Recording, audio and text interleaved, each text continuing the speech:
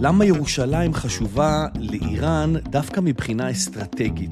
האם היהודים הם בסך הכל תחנה בדרך לעימות הגדול שלא ממש קשור אלינו? אני לא יודע איך ישראל הייתה מתפקדת היום בלי הגז הטבעי שלה. אנחנו לא היינו עוברים את 3 השנים האלה בלי אינפלציה משוגעת, בלי מחירי אנרגיה משוגעים, וספק אם היינו נשארים במלחמה. הפרלמנט הצרפתי אישר חוק האוסר על ילדים מתחת לגיל 15 להשתמש ברשתות חברתיות. מה שמפחיד אותי, וזה נראה איך זה מתגלגל, זה פקיסטן וסין. כי הן מבינות כבר אחרי 12 שנה של מודי, שאם הודו ממשיכה עוד 10-15 שנה ככה, היא תהיה כוח מאוד מאוד גדול. זיהוי הזדמנויות וחרבו דרבו על ההזדמנות. אנחנו מסתכלים על עולם חדש. זה לא יהיה אותו עולם.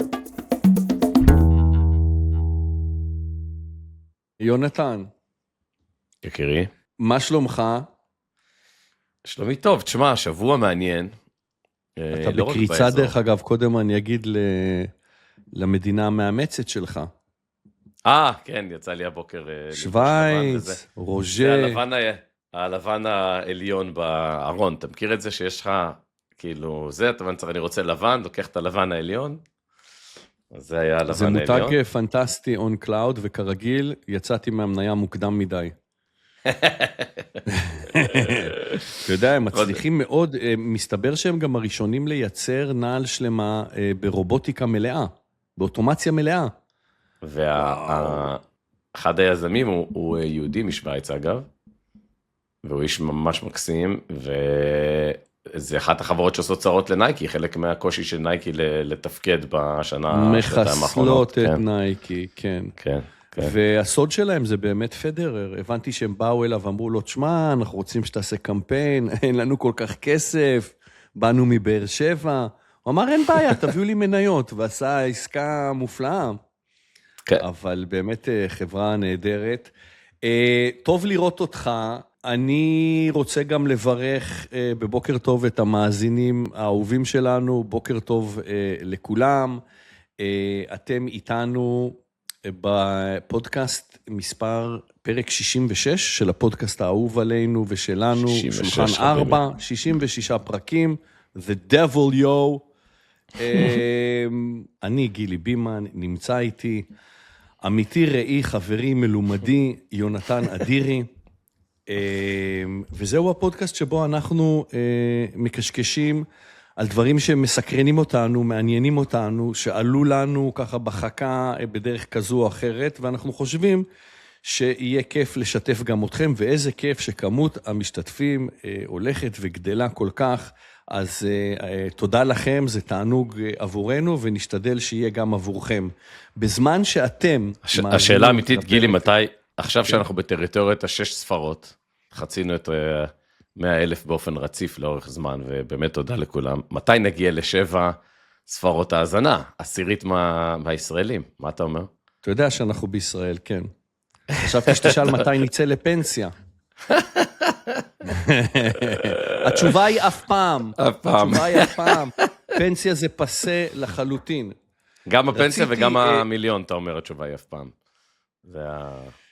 וואו, זה יהיה משהו, אל תשכח שיש עדיין כמה דוברי עברית בחול, אולי נוכל לגייס אותם, ודרך אגב, המון מאזינים בארצות הברית של אמריקה, אז how are you guys? Welcome to table 4.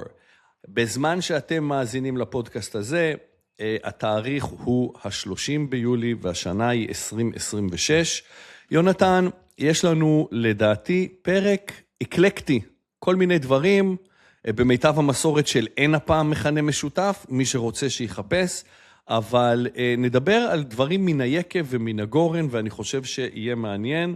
נדבר בתחילה על צרפת, שאחרי אוסטרליה, צרפת היא המדינה הראשונה באירופה, שמעבירה חוק שאוסר על ילדים מתחת לגיל 15, לפתוח חשבונות ברשתות החברתיות. ומעבר לשאלה אם החוק הזה יעמוד במשימה שלו, נשאל גם אם יש בו טעם. זאת אומרת, האם נכון להגביל את הילדים כשלהורים אין זמן או אנרגיה בכלל להעסיק אותם בדברים אחרים? ואתה יודע מה, ננסה גם להשוות את תופעת ההתמכרות האנושית הזאת, ההתמכרות הדיגיטלית, להתמכרות שלטעמי התחילה את הכל. המהפכה החקלאית לפני 11,000 שנה. יהיה מעניין לנסות לעשות את האנלוגיה הזאת. נמשיך באייטם על ירושלים, בירת הנצח. עיר של 1,000,000 אנשים שחשובה מאוד ל3 מיליארד. אנחנו לא ניכנס במיוחד להיסטוריה של מי בנה או מתי, אלא ננסה להסתכל על ירושלים בפרספקטיבה המוסלמית, ובעיקר השיעית. למה ירושלים חשובה לאיראן דווקא מבחינה אסטרטגית? האם היהודים הם בסך הכל תחנה בדרך לעימות הגדול שלא ממש קשור אלינו? אחרי ירושלים נעבור להודו, תחום התמחותך אפילו הייתי קורא לזה. הודו עוברת מחאת סטודנטים סביב שערוריה שגררה התבטאות מגעילה של שר החינוך, שפשוט הדליקה מיליוני סטודנטים הודים, וכמובן שיש הרבה מאחורי זה. הם בסך הכל רוצים למצוא עבודה שמכבדת את התואר שלהם. הודו מדינה של 1.5 מיליארד תושבים, הגיל החציוני בה הוא 29, וזה אומר המון אנשים שצריך להעסיק, וזה שהודו בחרה להתמקצע בדיוק במקצועות ש-AI לוקח, בטח לא עוזר. באייטם האחרון נחזור למיודעתנו נטפליקס. בפעם האחרונה שדיברנו עליה, נטפליקס הייתה על סף קניית וורנר בראדרס, ועמדה להפוך לספריית הסטרימינג הכי איכותית בטלוויזיה. אבל פרמאונט לקחה לה את העסקה, מניית נטפליקס מאז נחתכה בחצי, ועכשיו נטפליקס רוצה להיות יוטיוב. היא משקיעה בפודקאסטים, ביוצרי תוכן עצמאיים, ונדבר יונתן, האם צמיחה בכל מחיר זה נכון בכל מצב, מה אנחנו היינו עושים, ואולי בגדול איזושהי עננה של, בוא נקרא לזה, זה מה שקורה שאתה חברה ציבורית. ולפני שנדבר יונתן על כמה התפתחויות שאני ממש סקרן לשמוע מה אתה אומר עליהם, בוא נעשה פרסומת ואז ניגש לזה. הפרק הזה, חברים, מוגש לכם בחסות קאבר, החברה שעוזרת לכם לבנות תמונה ביטוחית מלאה של החסכונות הפנסיונים והביטוחיים שלכם. אתם נכנסים לאתר או מורידים את האפליקציה ושולחים את קאבר למשימת איסוף הרישומים הממשלתיים של הביטוחים והפנסיות שלכם, וזה באמצעות אתר הר הביטוח הממשלתי. אבל קאבר לא רק מציגים לכם את הביטוחים שלכם, הם גם מכירים את הביטוחים של עוד 350,000 ישראלים. אז מי יודע יותר טוב מהם להגיד לכם אם הביטוח הספציפי שלכם מיושן, עם דמי הניהול גבוהים, או שאתם עדיין תקועים בביטוח מנהלים, כי זה היה מגניב בשנות ה-90.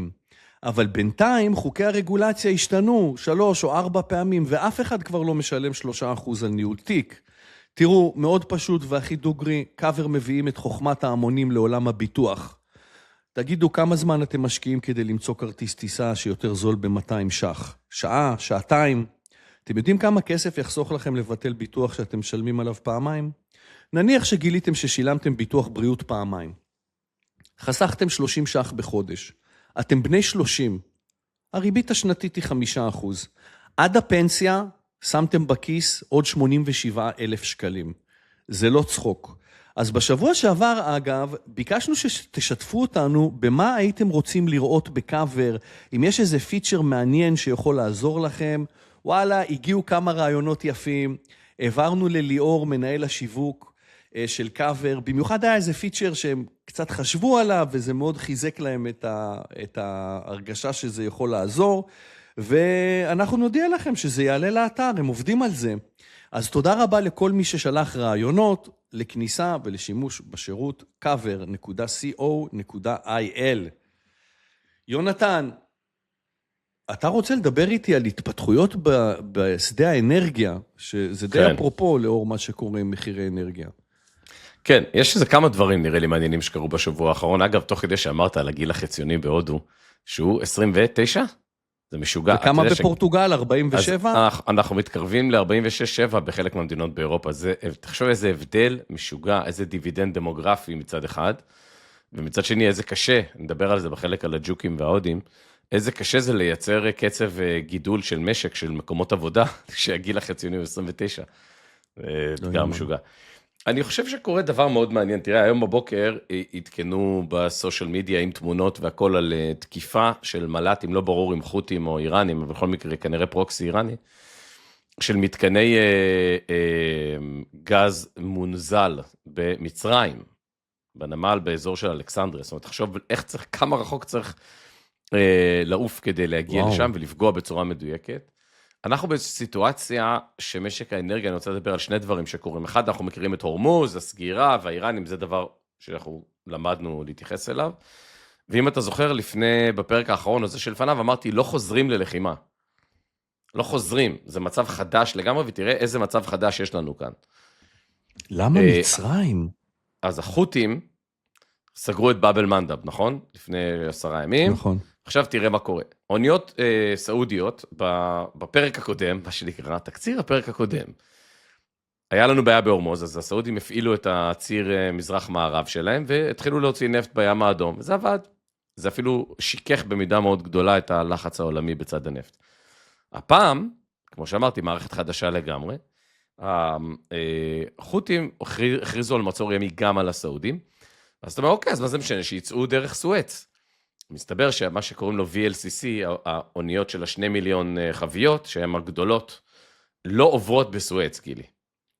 הן צריכות להגיע לסוף המשולש בסואץ, להתחבר לצינור, סומד, ומשם להוציא מאלכסנדריה. אז אחרי שהחות'ים הבינו שיש להם עוד פעם פתרון לסעודים, אז החליטו לפגוע באלכסנדריה. אנחנו באיזושהי סיטואציה סופר סופר מעניינת.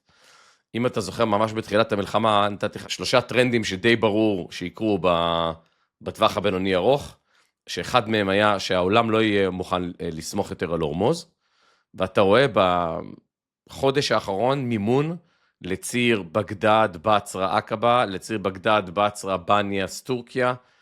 הכסף הגדול עומד מאחורי צינורות, שדווקא מעבירים את החומרים מחצי האי ערב והמפרץ, מערבה לכיוון הים התיכון בצינורות ולא באוניות. אני חושב שזה דבר מאוד מאוד משמעותי, ואולי לסיים את החלק הזה ולומר, אני לא יודע איך ישראל הייתה מתפקדת היום בלי הגז הטבעי שלה. אנחנו לא היינו עוברים את 3 השנים האלה בלי אינפלציה משוגעת, בלי מחירי אנרגיה משוגעים, וספק אם היינו נשארים במלחמה, אם לא היה לנו גז טבעי, שפשוט נגיש לנו. תגיד, יונתן, במונחים כלכליים, אני מנסה לנטרל רגע אגו וגאווה לאומית, למרות שאני לא יודע איך במצרים ובסעודיה עושים כזה דבר. במונחים כלכליים זה יותר זול לבנות צינור, מאשר להתחיל לתקוף את תימן על כל הר וכל נקיק של חבר'ה שלא אכפת להם שהורגים את האנשים שלהם? זה יותר זול פשוט? יותר מהיר? מהיר לא, אבל אתה נוגע בלב הסיפור. תראה, 2 דברים מעניינים. אחד, למה בכלל נולד העולם של LNG, Liquefied Natural Gas, כן? הרי בגדול, קח את הגז, תדחס אותו לצינור ותעביר אותו, כמו שהרוסים עשו בנורדסטרים ובאירופה ובכלל. כשקטר גילתה את השדה גז הענק שלה לפני 30 שנה, היא רצתה לייצא אותו בצינור דרך סעודיה לכל העולם, והסעודים הוכיחו שהם לא חבר טוב בעת צרה, ואז קטר החליטה שהיא מממנת באמת את המתקנים הראשונים בעולם להנזלה של גז. תסתכל, נגיד למאזינים שלנו, תסתכלו על מקום שנקרא רס לפן, זה כמו איזה תמנון כזה, שיש לו מתקן הנזלה על הקצה של קטר, ואז הוא שולח זרועות, אם אני זוכר נכון, 18 זרועות לתוך הים, זה האסדות שמכניסות את הגז פנימה, שם הוא עובר תהליך מאוד מאוד יקר, של הפיכה לנוזל, נכנס לתוך המכליות הענקיות האלה שאנחנו מכירים, מגיע לשוק היעד, נגיד בפיראוס ביוון, ושם יש מתקן שמגזז אותו, שהופך אותו מנוזל לגז. כל הבלגן הזה, כי אי אפשר היה לסמוך על סעודיה שתאפשר להעביר צינור. זה עולה פי 6, כן. זה מייקר פי 6. עכשיו, בקצה, אני חושב שבקצה ליחידת חום זה פחות, אבל התהליך הוא תהליך מאוד יקר. עכשיו, הסעודים באותה תקופה בונים את הצינור שלהם, שהם לא הפעילו המון שנים, והנה הגיעה המלחמה, והם הפעילו אותו. אז הצינורות, זה מה שנקרא עלות הון, קאפקס מאוד גבוה בנקודת הכניסה, אבל זה מספק לך יתירות למעלה הדרך. אני חושב שבגדול, אם אתה חושב נגיד על צינור כזה שמגיע מבגדד לבניאס ואז לטורקיה, מדבר על 12-15 מיליארד דולר פרויקט, נשמע לך המון. אבל בסוף, היום באירופה, שמנסה לבנות כורים גרעיניים שוב, ולוקח 12 שנה, בדרך כלל 10-12 שנה להביא כור לתפקוד מלא, שנניח 2 ג'יגוואט חשמל, 3 ג'יגוואט חשמל לכור, זאת העלות של צינור שמספק לך אלקטרונים בלי סוף, כן? אז תלוי איך אתה מסתכל על זה, כן? זה יקר ולוקח זמן, אבל בהשוואה נגיד לאנרגיה גרעינית, זה לא. כן, וזה בטח גם הכסף שייכנס להם ברבעון או שניים. נכון, אז זה דבר אחד שאני חושב שהוא מעניין. הדבר השני שקרה, והוא לכאורה לא קשור אלינו ישירות, גם, כי גם פה בעצם יש לנו את הגז הטבעי שלנו, הוא קורה בכלל בארצות הברית, ואני חושב שקוראים אחד בארצות הברית, אחד בסין, כל ציר מלחמת ארצות הברית סין. לפני 3 שבועות דיברנו בפרק בקצר על זה שסין הודיעה שיש לה, שהיא פרצה דרך ביכולת לעשות ליטוגרפיה כמו ASML. וכתבו לי הרבה אנשים באינסטגרם, מה פתאום, אין סיכוי, הם שקרנים, עכשיו, יכול להיות. השבוע הם התחילו לספק דאטה על הליטוגרפיה, זה כמובן ברף התחתון, אבל ראית את מניית ASML מגיבה, וראית גם את מניות הצ'יפים מגיבות, כי אני חושב שבקצה, ומי שהקשיב השבוע, ואם לא, ממש ממליץ לכל המאזינים שלנו, להקשיב, לאילון מאסק מתראיין בפודקאסט של האקונומיסט, רעיון מאוד מעניין, שהמוטיב החוזר שלו, למי שהקשיב ככה מקרוב, היו 2 דברים מעניינים, אחד היה שבסוף בקצב הזה של הטכנולוגיה והדיפלציה שהיא תייצר, לא יהיה משמעות לכסף עוד עשור, לא יודע, וזה גם מוזר, אתה עכשיו הנפקת חברה ב$2 טריליון, זה כאילו מוזר. 2, הוא באמת כל השבילים מובילים לעליונות סינית בעשור הקרוב, כשאתה מקשיב לאילון מאסק. הסיפור הזה עם ASML, ברגע שהם יפרצו דרך, אם זו פריצה דרך אמיתית, אני מציע לכולם לשים לב לדבר הזה. והשני, האמריקאים החליטו, ה-FCC, ה-Federal Communications Committee, לאסור בצו יבוא של רובוטים יומנואידים סינים. מכל מיני סיבות ותירוצים, אבל אנחנו נכנסנו לטריטוריה שארצות הברית לא מוכנה לייבא רובוטים סינים, בעיניי לא טוב, כי אנחנו נכנסים למצב שאמריקה מפחדת להתחרות גם המודלים של הקוד הפתוח. אלה התפתחויות שקרו בשבוע האחרון, 1 באזור, 2 בציר ארצות הברית סין, שהוא מאוד מאוד משמעותי, ובוא נראה לאן זה מתפתח. אני לא יודע למה אנשים עדיין חושבים שסין לא תדביק את הפער וגם תנצח. תשמעו, סין מחליטה, למשל, שמכוניות אוטונומיות זה עובד, אז הממשלה מחליטה להוציא פחות רישיונות לנהגי מונית, כדי שלא יהיה אי שקט חברתי בעקבות פיטורים, ולאט לאט מגדילה את מספר המוניות האוטונומיות. יש בסין, בכבישים המהירים, מסעיות ללא נהג, וגס וואט, אם תהיה תאונה, אף אחד לא יתבע על $40 מיליון, אף ברני סנדרס לא יקום ויצעק שזה העשירים שצריך לפרק אותם, או לקחת להם את הכסף, וסין פשוט ניגשת, עושה כל דבר יותר מהר, יותר יעיל, ובכל דבר זה סטארט-אפ שהמדינה פשוט חלק מהסטארט-אפ.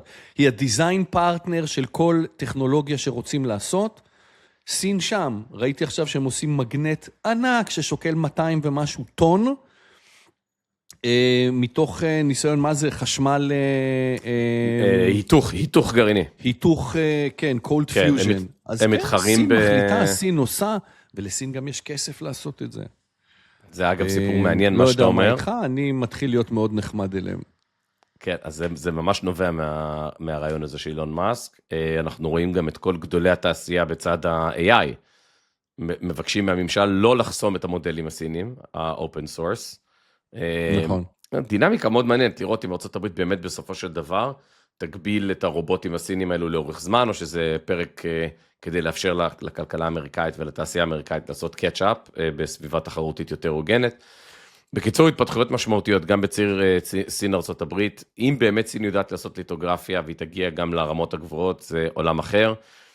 אילון מאסק שם באמת מניח ברעיון שבקצה זה יקרה, ואני מסכים איתך, גילי, נראה לי שאם אתה באמת שנייה מנקה את זה, אין סיבה שעוד עשור היא לא תהיה בפוזיציה הזו, אפילו פחות מעשור. וזה דרמטי. ואגב, זה גם מתחבר עוד פעם לתחילת האייטם, על אנרגיה. זאת מדינה שלפני 20 שנה החליטה שהיא תייצר כורים גרעיניים כל רבעון, ונכנסה לבקלוג ארוך. זו מדינה שבחודשים האחרונים מאז המלחמה הצליחה להוריד את צריכת הנפט שלה. יש לה כמובן גם רזרבות, אז אנחנו לא יודעים איך היא משחקת, כי היא לא שקופה. אבל אחת המשימות עכשיו בתוכנית חומש הזו, בדיוק כמו שאתה מתאר, בעקבות הורמוז, זה סוללות למשאיות. בעצם להוציא דיזל, את כל תזקיקי הדיזל משימוש לתחבורה, זה המהלך הבא. אז זה לא רק אוטונומי, זה גם יהיה חשמלי.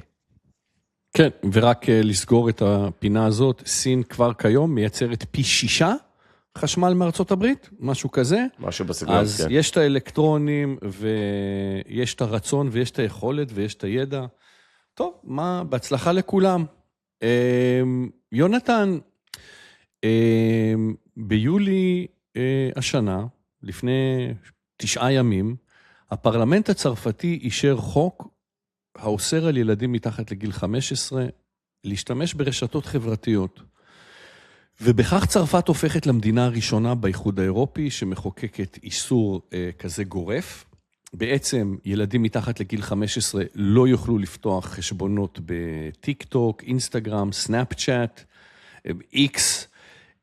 ואם שאלתם לגבי יוטיוב, אז ממשלת צרפת עדיין שוקלת את העניין, ואני מקווה שהם ישקלו נכון, כי אין שום הבדל בין יוטיוב שורטס לאינסטגרם, אני חושב שזה בדיוק אותו נזק, וצרפת היא השנייה שעושה את זה. באוסטרליה גיל המינימום הוא 16, לא 15. ממשלת אוסטרליה אומרת ש5 מיליון חשבונות הוסרו, אבל בסקר שנערך 70% מההורים האוסטרליים אומרים שזה חרטה בעצם, והילדים מצאו דרך לעקוף את זה, והם עדיין ברשתות. צרפת תנסה להפיק לקחים, אבל חשבתי, יונתן, שאולי גם לנו יש כמה לקחים להפיק מהדבר הזה. מה אתה אומר בגדול על הרעיון שממשלה מודיעה להורים, מה הילדים יכולים לעשות, מה לא לעשות? דרך אגב, מן הסתם פה בקצוות של זה, אני מניח שאם ילד יתפס בהפרה, אני מניח שההורים שלו יהיו חשופים לאיזושהי אחריות. יש כאלה שיגידו שזו התערבות לא לגיטימית. אני למשל לא בטוח שאני רואה את האמריקאים עושים כזה דבר, אפרופו בתי המשפט והחירויות שם. מה דעתך? שמע, זה חוזר לשיחה שהייתה לנו על פטרנליזם של הממשלה, דיברנו על חגורות בטיחות וקסדות, זה קצת דומה בעיניי. אני חושב אבל שזה מזכיר לי, זה דיון כזה שתמיד יש גם, אתה יודע, זה חלק מהנוסטלגיה הזאת של, אנחנו כבר מבוגרים, נגיד, כשהיינו קטנים, הדור הצעירים של היום הם חצופים, ויש להם בעיות כאלה, בעיות אחרות, אתה יודע. אצלנו זה היה... כן, תרדו לי מהדשא. אצלנו זה היה, נגיד, היו משפחות שהיה להם קו שני, קו פרטי, היו ילדים שלהם קו פרטי, אתה זוכר, לפני שהיה טלפונים סלולריים, ואז היו לי חברים שהיו יושבים, נגיד, 5 שעות מדברים בטלפון, וההורים היו נטרפים מזה, ואז הגיעה טלוויזיה בכבלים, כל דבר, כל דור עם הזה שלו, אני כן חושב שיש שינוי תודעתי שנגרם מסושיאל מדיה, ויש בו אלמנט ממכר, שאני חושב שלא נתקלנו בו כשאנחנו היינו ילדים, אבל לא הייתי רוצה לראות פטרנליזם ממשלתי, ואני חושב שמה שהממשלה עושה כאן, אולי, וזה בצד החיובי, מספקת לחלק מההורים כלי, שאיתו הם יכולים לבוא לילד ולהגיד לו זה אסור, אתה מבין? זאת אומרת, איזשהו כלי כזה שאתה לא יכול לריב עם הילד, יש לחץ חברתי להתחיל בכיתה ב' כבר את הסושיאל מדיה או מה שזה לא יהיה, אז כאילו מנסים לייצר לחץ. נראה לי שזה ניסוי בבני אדם, שמח שהוא התחיל באוסטרליה וצרפת שינסו לגלות את זה, אני יכול להגיד לך, אני בתור הורה, נגיד אצלנו אין סושיאל מדיה, הגדולה שלי כבר עוד מעט בת 15, היא בכלל, היא לא רצתה, אז זה כאילו התגלגל לא רע, ואז זה גם כאילו סימן את הדרך, אבל נגיד וואטסאפ זה סושיאל מדיה לכל דבר כבר, זה כבר לא באמת רק התכתבויות. וזה מזכיר לי פעם, בהקשר הזה, סיפור קצר שקראתי בניו יורקר, על האדם הקדמון, שהאדם הקדמון מגיע למערה, ומספר לאשתו שנמצאת במערה, שהוא היה אצל השכן, ויש פריצת דרך חדשה, והוא מראה לה וזה, והם עושים מדורה בתוך המערה. פעם ראשונה שמדליקים את המדורה בתוך המערה, והם מדברים וזה. ואז היא אומרת לו, מה זה? זה דבר נורא, האש הזאת.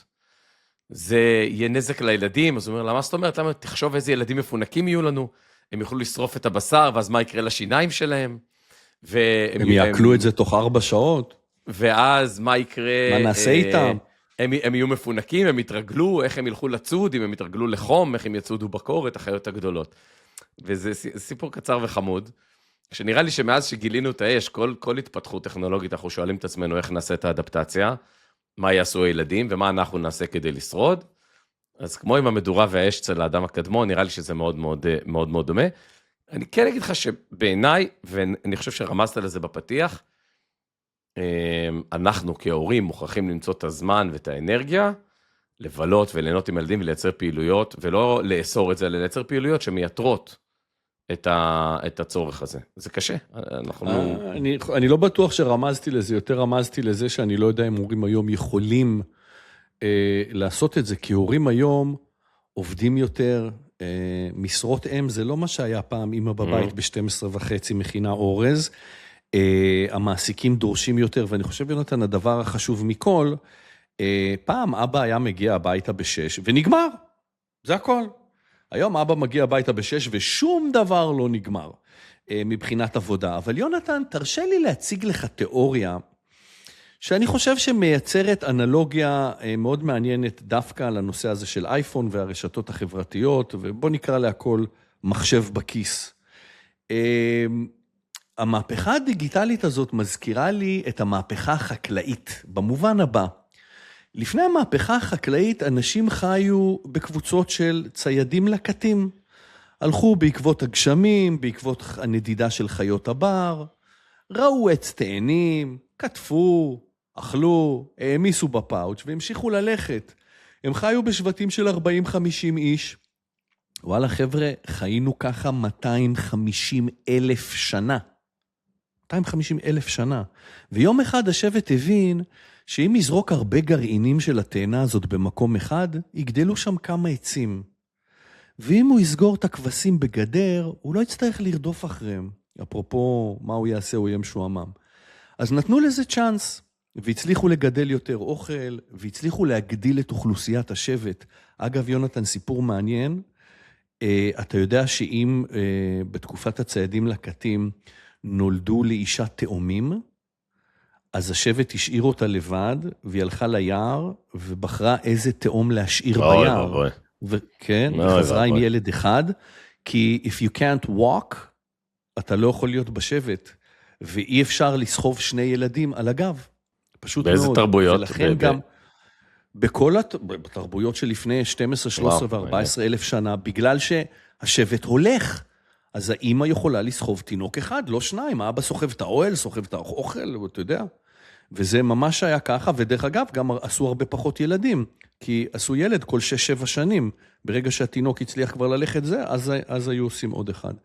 אבל נתנו לזה צ'אנס, הצליחו לגדל יותר אוכל, אבל מה יונתן, ועל זה יובל הררי מדבר בספר שלו בצורה מאוד יפה, רמת החיים שלהם ירדה, בוודאות.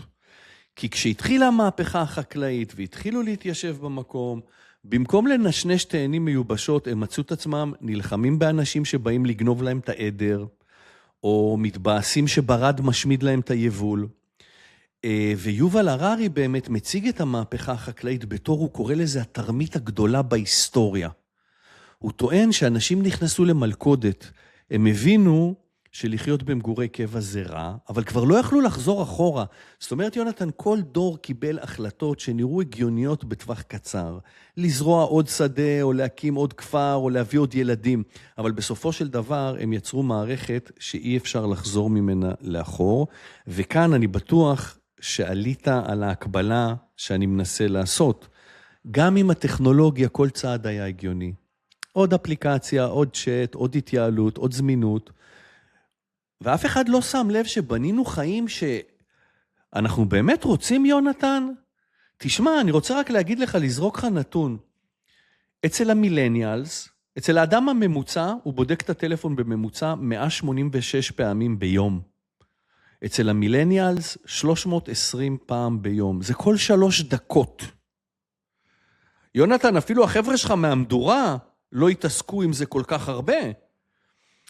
ואני לא יודע אם אתה זוכר, אבל לפני האייפון היה דיון מאוד ערני וסוער, כמה שעות מחשב לתת לילד, אתה זוכר? לתת לו על האינטרנט שעה? ברור, שעה ברור. וחצי.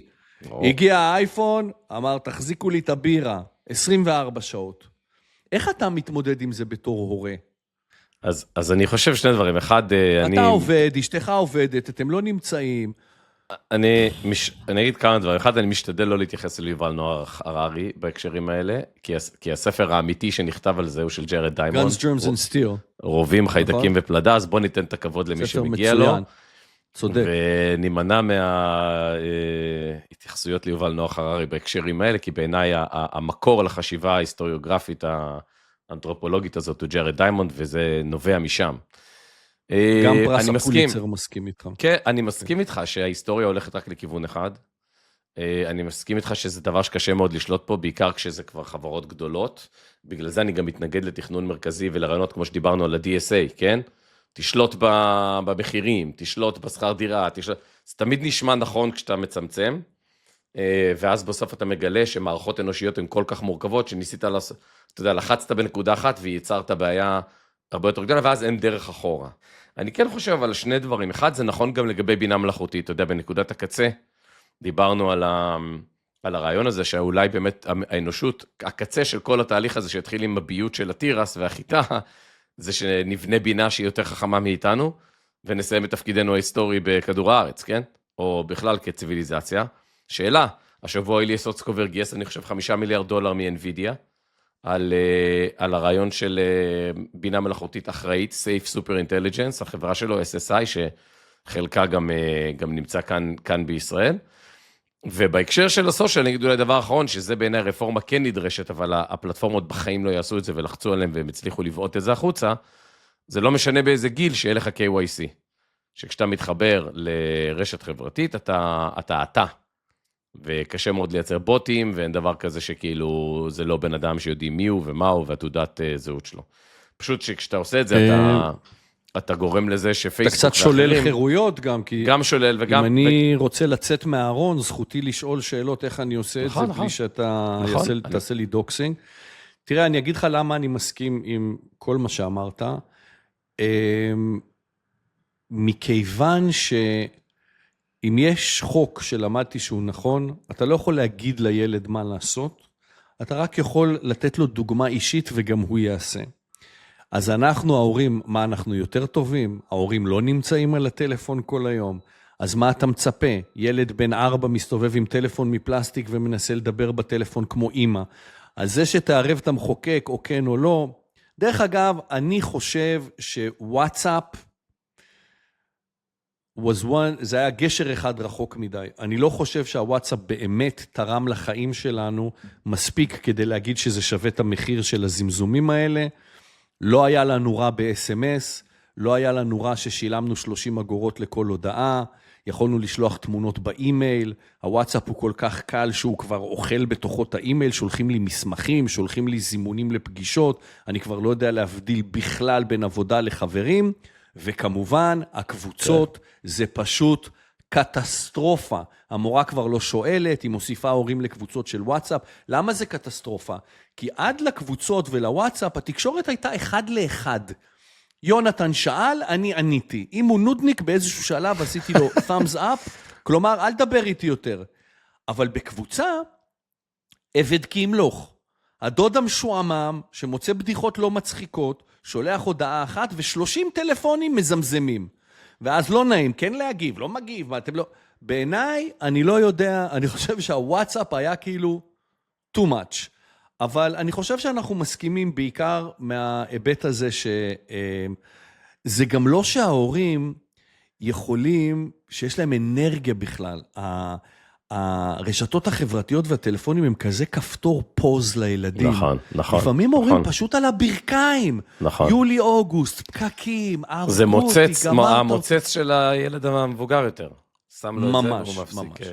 טוב, אנחנו מסכימים, נעקוב, נראה. עוד פעם, באוסטרליה הם אומרים שזה לא ממש עובד. אני רוצה דווקא להעיר עוד איזה זווית של הדבר הזה, ולחבר את זה לפרקים הקודמים, וגם לשבוע שעבר, הנושא של אימורים. תראה, אני עוקב עכשיו מקרוב אחרי השבועות האחרונים בקוריאה, לא יודע אם אתה שם לב על הקריסה של שוק המניות. קריסה, אחרי שעלה 200%, כאילו מה... כן, אבל הלכתי להבין מה קרה שם בדיוק, וגיליתי שיש עולם שלם של דור צעיר, הרי אתה יודע, זה צעירים משועבדים בקוריאה, בכלל באסיה, כזה ילד אחד למשפחה, מגיל 4 לומדים כדי להגיע לעבודה וכן הלאה. והריטייל אינבסטורים, כאילו המשקיעים להמונים, זה טרנד ענק בקוריאה, ומה שקרה שם זה שיש הרבה עסקאות מינוף של צעירים, שאמרו, אני עדיין לא רוצה את החוזה החברתי הזה, ועכשיו הם מתמודדים עם זה שאתה יודע, כמו שאתה אומר, אחרי 200%, כשזה עולה, הרבה אנשים אומרים, אני עכשיו אפתח את החשבון. אני לא יודע, אני עכשיו... רוב הצעירים מגיעים בסוף. בדיוק, זה מה שאני מנסה להבין, אני מנסה לחקור ולהבין אם כאילו הם אכלו את כל אתה יודע, את כל הקש שהם נכנסו כשזה היה כזה שוק בגאות. כן. אז אני חושב שזה גם מראה לך, כי ההתמכרות היא לא רק לסושיאל ולדברים מטופשים, זה גם היכולת, זה משטח את היכולת שלך לקחת סיכונים שאתה בכלל לא מבין ולא מכיר. נראה לי שזה מה שקורה בקוריאה, אני לא יודע, אני עוד לומד את זה, אבל כמו שאתה אומר, נראה לי שלך זה כבר ברור, שהצעירים תמיד מגיעים בסוף לטרנדים האלה. אירוע גדול. ודאי, דרך אגב, מה שהתחיל את כל הקריסה, או את התיקון החזק בשוק הקוריאני, יש חברה סינית, CX משהו, שהנפיקה בבורסה הסינית, יונתן, וביום הראשון להנפקה, עלתה ב-400%, כי היא מייצרת צ'יפים, DRAM, זיכרונות, ואפל קיבלה אישור, או בדרך לקבל אישור ממשלת ארצות הברית, בגלל המשבר העולמי בזיכרונות, לקנות זיכרונות מסין, ופתאום החברה הפכה לחברה הכי בעלת ערך בשוק הסיני, בבורסה הסינית. אז כנראה שהמשקיעים אמרו, טוב, נגמרה ההרפתקה, יצאו, ובהחלט יונתן השאירו את הצעירים. אחת הסיבות זה גם שאנשים ששמים, תשמעו, אנשים ששמים כסף גדול, במניה שאפה למעלה, גם מכסים את עצמם בביטוח כנגד, זאת אומרת, הם יודעים לקנות אופציות נגד, ואז אם יש ירידה חזקה מדי בהשקעה שלהם, אז זה מפצה אותם באימור שהם עושים נגד, והילד הצעיר שמתלהב ושם את $400, כנראה לא יראה אותם בחזרה או את רובם. זה מעניין, מעניין מאוד מה שאתה אומר, אתה צודק, זה בסוף, כשאנחנו לא בחוץ, כשאנחנו לא בחצר, כשאנחנו לא על אופניים, יהיה משהו שנתמכר אליו. כן. יונתן, אני רוצה לעבור לאייטם הבא, שגם אליו אני ניגש בזהירות, אבל המקור שממנו רצינו לדבר עליו, זה אולי לתת לישראלים קצת פרופורציה בסיפורים שלנו מול איראן, והמוקד של כל הדברים האלה, יונתן, זה היה בסייפה של האייטם של שבוע שעבר, אני לא יודע אם אתה זוכר, עצרנו אחד את השני ואמרנו, אולי נעשה על זה אייטם, אז הנה האייטם, כי חבר'ה, מה הסכסוך המדינתי, הדתי, הכי גדול בעולם היום? תתפלו, זה לא ההודים והפקיסטנים, זה אפילו לא הישראלים והפלסטינים, זה האיראנים והסעודים, ואין לכם יריבות, ואין לכם, שלא לומר, שנאה, כמו בין איראנים לסעודים. ואם בן סלמן לא היה כזה זהיר, הססן, מזמן היינו רואים מטוסים סעודים בשמי טהרן, יכול להיות שכיף לו שזה מטוסים ישראלים ולא סעודים, אבל זה סיפור אחר. ואני חושב שאם נבין את מקור הסכסוך, זה אולי יעזור לנו להבין את הנושא שאנחנו רוצים לדבר עליו. סעודיה היא מלכת האסלאם, היא השומרת על המקומות הקדושים. ולמה? כי בשטחה נמצאות הערים מקה, העיר שבה מוחמד נולד, ומדינה, העיר שבה הנביא הגה את האסלאם. בשנת 630 הוא יצא למקה, הוא כבש אותה, וטיהר את הקאבה, את אזור האבן השחורה, מהפסילים, מעבודת אלילים שהייתה בסביבה. והקאבה הזו היא מתחם, שכאמור היו בה כל מיני אלילים, ומוחמד הותיר בה את האבן השחורה.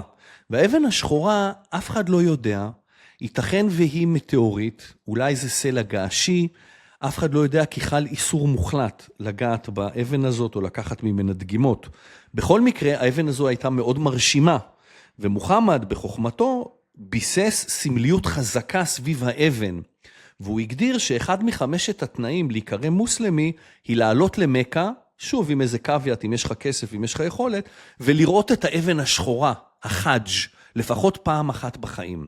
אז תבינו שאם אתה שולט על עיר שחייבים להגיע אליה בכדי להיקרא מוסלמי, הרי יש לך מקור אדיר של לגיטימציה בעולם המוסלמי. והלגיטימציה הזו היא גורפת גם באסלאם השיעי וגם באסלאם הסוני. אבל בתוך האסלאם יש כידוע מאבק בין סונים לשיעים. יותר נכון, אם לקחת את זה חזרה לימינו, יש מאבק בין האיראנים לשאר המדינות.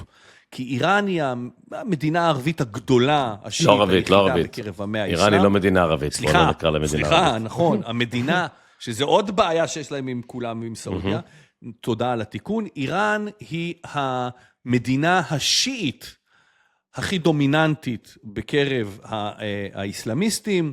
אגב, גם אזרבייג'אן, חברתנו, בחריין ועיראק הם עם רוב שיעי.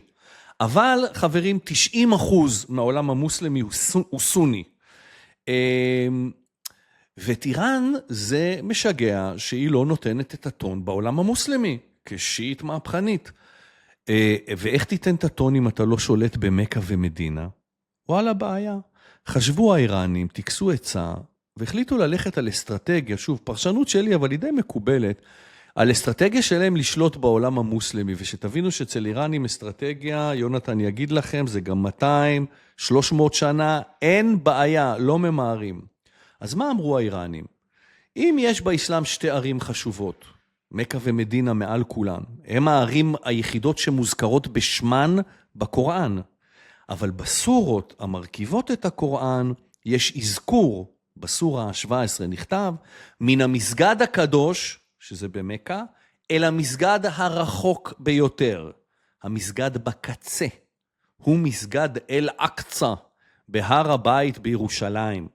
אז מבחינת השיעים והאיראנים, יש כאן הזדמנות, כי אם השיעים יתבססו וישלטו בירושלים, יוכלו לטעון לבעלות על אחת הערים הקדושות לאסלאם, לרכז קהל מאמינים סביבה, כצעד בדרך לבניית צבא שיעי אולטימטיבי שישתלט על מכה ומדינה.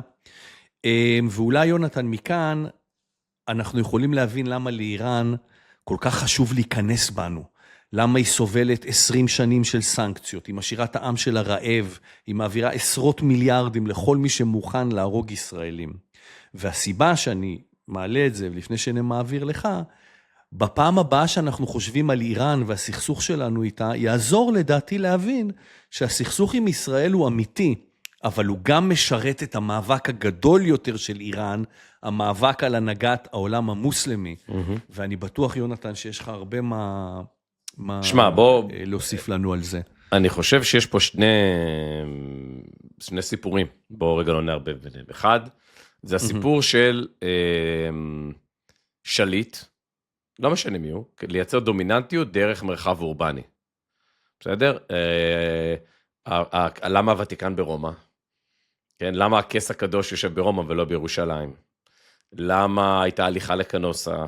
למה, אתה יודע, הברזילאים מקימים את ברזיליה, נזרבייב מקים את אסטנה, הרוסים עוברים מסן פטרבורג למוסקבה, כאילו המשחק הזה בין הערים מרכזיות כמרכיב לדומיננטיות פוליטית, הוא אני חושב משחר האנושות. הצד השני, פה זה כן, אני אוסיף לך עוד משהו על העניין של ירושלים, בסוף בוא ניתן רגע תקציר הפרקים הקודמים. האסלאם שמתפתח במאה השביעית, מייצר חליפות למוחמד, כן, הצאצאים שלו. בשלב מסוים הם מתפצלים. אחד זה מה שנקרא הסיעה, כמו בעברית סיעה, מפלגה, כן, הסיעה שיעה של עלי בן אבו טלב, שהוא בעצם החליף, אם אני זוכר נכון, ה-13, ואז יש קרב מאוד גדול בקרבלה, והקרב הזה מפצל את האסלאם לסונים ושיעים. אחר כך הסונה מתפצלת לבית אבאס, השושלת שהיא השושלת של סבא וסבתא שלי מעיראק, האסלאם שנשלט מעיראק, ואחריה בית אומיה שנשלט מדמשק, זה בעצם האסלאם שאנחנו כאילו מכירים יותר היום. והשיעה היא מאוד דומה, אם תקרא טקסטים שיעים, אתה תקרא טקסטים דומים לטקסטים היהודיים. כי הסונה דורכת עליהם עם מגף, והטקסטים של חומייני בשנות ה-60-70, הם טקסטים שמאוד דומים לטקסטים של הרצל. זה דבר מדהים, שהגיע הזמן לריבונות שיעית, כי עד אז השיעים היו מיעוטים בכל מיני מקומות. למה זה רלוונטי לאיראן, ופה אני אסגור לך את המעגל. איראן היא תרבות זורואסטרית, היא תרבות קדם אסלאמית. השענמה, כל השענמה, צריך לומר, אני חושב בפרסית. זו תרבות קדומה ומדהימה, שקדמה לאסלאם. ובסוף יש, כל הזמן האיראנים אומרים שאף אחד לא צריך לכבוש. זה לא נכון, הערבים כבשו את איראן. הערבים שיצאו את האסלאם, זה נכון, זו לא מדינה ערבית כמובן, היא מדינה שקדמה לאסלאם וקדמה לערביות, אבל בהרבה מובנים, עם כל היופי לשיעה, וזה בסוף היא נכבשה, התרבות הזורואסטרית המדהימה, נכבשה על ידי האסלאם, היום הוא האסלאם השיעי, וכשחומייני עולה לשלטון, הוא באמת מתעסק גם בערים, ירושלים, כמו שאתה אומר, היא אחת מהם, זה ממש זיהוי נכון, אבל אולי החלק היותר מעניין, לשיעה ולסונה, זה נג'ף וקום. נג'ף היא העיר שבה קבור עלי, והיא בעיראק של היום, זה גם המסגרות עיראק, איראן, זה כאילו, יחסית חדש, הגבולות בדיוק איפה שהם נמצאים. והיא נחשבת למרכז הלמידה הכי ותיק, הכי ישן של האסלאם השיעי, כי שם קבור עלי, אוקיי? עכשיו, נג'ף היא בעצם פוליטית אומרת, יש הפרדה בין דת ומדינה. כאן יש חכמים דתיים, אנחנו לא שייכים לאף מדינה. קום, שהיא יושבת באיראן, כן? היא בעצם משקפת את הגישה הפוליטית של השיעה המודרנית, כן? שאומרת, לא, דת ומדינה זה ביחד. ההמצאה של... האומה. לא, האומה זה נקרא וליית אל-פקיה, שלטון החכם הדת. תסתכל, זה מעניין. הרצל, בן גוריון וחומייני מתעסקים בו, זה שיעה שדרכו עליה 1300 שנה, והיהודים שדרכו עליהם 1800 שנה מאז הרס הבית השני, אוקיי? הרצל ובן גוריון מגיעים לחזון חילוני, והשיעה פותרת את הריבונות, אנחנו ריבונות יהודית חילונית, הם ריבונות שיעית, באמצעות זה שחכם הדת הוא יושב למעלה, אותו בן אדם שאתה מכיר, עלי חמינאי, או עכשיו מוג'תבא חמינאי, לעומת עלי סיסטני שיושב בנג'ף, בעיראק, והוא לא רוצה לגעת בפוליטיקה. הוא כמובן מתעסק בפוליטיקה, אבל הוא לא בתוך הפוליטיקה. והאיראנים הופכים את נג'ף לעיר איראנית. הם בעצם אומרים, נכון שזה בעיראק, אבל אנחנו נחזיק את זה, וקום, שהיא הייתה עיר פחות חשובה באיראן, לעומת אספהאן או טהרן, הופכת להיות מאז 79 עיר מאוד מאוד מאוד משמעותית. אז המשחק הזה של דתות והגמונים עם ערים, אתה 100% שם, בעיניי ירושלים לגמרי במשחק הזה, גם איך קוראים לו? הארי לב הארי, ג'ורג' לב הארי, איך קוראים לצלבנים? ריצ'רד לב הארי. ריצ'רד לב הארי, זהו. אז גם מבחינת ריצ'רד לב הארי, אתה יודע, ירושלים פתאום הפכה להיות, מה, הוא בא משם לפה, כאילו למה? אז כן, אני חושב שזה נכון, ערים הם חלק מהזה, וירושלים לטובתנו ולרעתנו היא חלק מהמשחק, ואולי נקודה אחרונה, אתה יכול לראות שכשלא הייתה מלחמה על ירושלים, שהיא לא הייתה באמת חשובה, למה היא הייתה כלי מקח וממכר אצל האסלאם?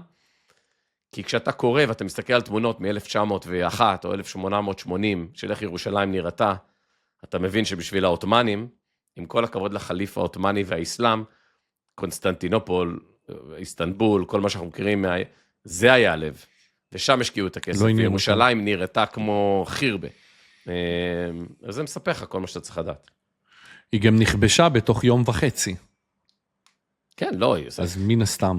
באופן עקרוני, לאורך השנים, זה אתה יודע. כן. זה הסבר מאלף ומרתק. אגב, באמת כמו היהודים, אז רק להשלים את התמונה ההיסטורית, אותו עלי, בעיצומו של דיון מי ישלוט באסלאם, השיעים או הסונים, אז הסונים פתרו את זה בצורה מאוד פשוטה, הם פשוט תפסו את עלי והרגו אותו, כדי למנוע כל שאלות לגבי איך ממשיכים מכאן הלאה. זה גם הטקס שאתם רואים הרבה פעמים, עם השיעים בלבנון שמרביצים לעצמם ומקיזים דם, זאת הלקאה כדי לזכור את אותו יום שעלי הוצא להורג. יופי, תודה יונתן, אני חושב שזה נתן ככה, רציתי באמת, כי אנחנו כל הזמן, אנחנו עם איראן, אבל זה נכון לראות את הזרמים ואת התהליכים שקורים בעולם המוסלמי, ויש שאומרים שתראה, הנוצרים עברו את מלחמת 100 שנה, הקיזו אחד לשני את הדם, והבינו בסוף, עזוב אותך, נו, אתה פרוטסטנטי, אני קתולי, יאללה, בוא נשתה איזה כוס יין ונתקדם. אבל האסלאם עוד לא עבר את זה. האסלאם עוד לא עבר, לצערו ולצערנו, את ההבנה דרך כל כך הרבה סבל, שבסוף ההבדלים הם מינוריים, ואולי אפשר להסתדר אחד עם השני. טוב, זה כבר גדול עלינו אפילו בשולחן 4, אבל תודה על הרקע, אני חושב שזה היה מאלף. ויונתן, אפרופו אומות גדולות, כן. וזה אייטם שאתה תיקח בו את ההובלה, בגלל שאתה ספון ובקי, אם אני לא טועה, גם גנטית. אמת. גם גנטית. יש. אתה... יש בי מן ההודו. קצת הודי. קצת. יפה. כן. אז מי כמוך כדי לספר לי ולנו, כי תראה, יונתן, בחודש האחרון, אני אגיד לך מה אני יודע, בחודש האחרון לא שקט בהודו, ואם הבנתי נכון, מעשה שהיה כך היה דיון בממשלה על הדלפה, קנו בכסף, שאלות במבחני קבלה, שוחד, וכמה סטודנטים ממשפחות עשירות קיבלו את השאלות למבחני קבלה לבית ספר לרפואה. חבר'ה, אלה מבחנים שבונים את העתיד, ומיליוני צעירים בונים את העתיד שלהם עליהם, וזה מבחנים שבסופם רק 7% מכלל הנבחנים מתקבלים בסוף ללימודי רפואה. אני לא טועה, נסגרים בבית חצי שנה כדי ללמוד לזה, ובמהלך הדיונים, שר החינוך ההודי משווה את הצעירים למקקים שמסתובבים ועושים בעיות ועושים לו צרות, והצעירים, יונתן, במקום להיעלב, אימצו את העלבון, הקימו מפלגה וקראו לה קוקרוץ' ג'נטה פארטי, מפלגת המקקים. יפה, קודם כל יפה מאוד. אהבת, כן. אבל לא צחוק, יונתן, ואולי תיתן גם קונטקסט קצת שאנשים יבינו, אם מודי והודו היא הדמוקרטיה הגדולה בעולם, אבל זה לא כזה מקובל לצאת לרחוב, להרביץ לשוטרים ולצעוק צעקות כמו שהם צועקים, נכון? כן, תשמע, אני חושב בוא רגע נשים את הפרטים על הסיפור, אנחנו מדברים על זה בינינו תקופה, זה עלה אצלי מה שנקרא באות מתוך הרעש, כבר לפני כמה שבועות, כי זה סיפור מעניין. מה שקורה שם באמת זה שהטקסטים של הבחינה של הניט דולפים, ושר החינוך בעצם אומר, nothing to see here, אתה מכיר את המים הזה? אין מה לראות פה, תתקדמו, אף אחד לא שאל אתכם, זה קורה, זה עניין לוקלי. אבל התנועה הזאת של הצעירים מגיעה לבית המשפט העליון בהודו עם הדבר הזה, ומי שאומר על המקקים זה דווקא לא שר החינוך, אלא זה השופט העליון בהודו, שהוא חושב שהוא אומר איזה משהו, אתה יודע, הוא חושב שזה בדיחה כזאת, כי הוא בעצם אומר, בכל הרי מה קרה בהודו, אתה אמרת את זה, זה ספורטון, גיל חציוני מתחת ל-30. 12 שנה, הוצאת אנשים מיוני, אז נוצר מעמד ביניים, מה האתגר הבא? עכשיו כל אחד משווה את עצמו, וכל אחד רוצה לגדול, וכל אחד לא מסתפק בקצת שהיה לו. חוזר לאייטם הראשון מהפרק, כן? נכון. התקדמת, אין דרך אחורה. עכשיו אני, לא מעניין אותי שמצבי היה יותר, כאילו היה רע יותר לפני 10 שנים, אני עכשיו רוצה להתקדם. ואז קורה דבר מדהים, הוא באמת קורא להם מקקים, ואיזה סטודנט בשם אביג'יט דיפקה, סטודנט הודי בארצות הברית, עושה את הבדיחה הזאת של ה-CJP, למפלגה של מודי קוראים BJP, בהרד ג'נטה פארטי, מפלגת העם ההודי, והוא קורא לזה מפלגת העם המקקי, מפלגת הג'וקים לצורך העניין, פותח אקאונט, הוא מומחה לסושיאל מדיה, זה מה שהוא לומד בבוסטון יוניברסיטי בארצות הברית, הודי, כן? מקים אקאונט באינסטגרם של ה-CJP עם תמונה של מקק, ותוך חודש יש לו 20 מיליון עוקבים, אוקיי? עכשיו הוא בחור שבאמת במקור מהודו, והשאלה שהוא שאל, הוא פתח את האקאונט ושם מים ראשון, התאגדו כל המקקים, כן? קצת כמו קרל מרקס, כל המקקים התאחדו, והדבר הזה התחיל לתפוס תאוצה. עכשיו, מה שקורה בעצם, זה שכשהוא חזר להודו, הוא הבין שהוא, כמו שאתה אומר, שהוא בעצם בנה תנועת המונים, הוא חזר להודו להוביל אותה. והם יוצאים ועושים בלגן ברחובות, והדבר המדהים הוא שזה הפעם הראשונה שמודי, זוכר שדיברנו על זה שמנהיג מכונן, אני גם כותב על זה בספר, בפוליטיקה הרעיונית שלו, הוא חייב לבוא לריב. ומודי בא ורב את הריב הראשון שלו ב-2015, וגומר בהודו את הכסף השחור. ויש אנשים ברחובות ב-2015-16, אבל מודי אומר, אני יודע לאן אני מוליך אתכם. אני רוצה לגמור את הכסף השחור, ואני רוצה שיהיו פה למעלה ממיליארד תעודות זהות ביומטריות, כשאני מסיים את הקדנציה הראשונה, כי ככה נוכל להתקדם. זה יכאב וזה יהיה לא נעים. הוא ניסה להשתמש באותם כלים גם על מחאת המקקים, ולהגיד, חבר'ה, אתם לא מבינים, אני הולך לפה, זה לא עניין.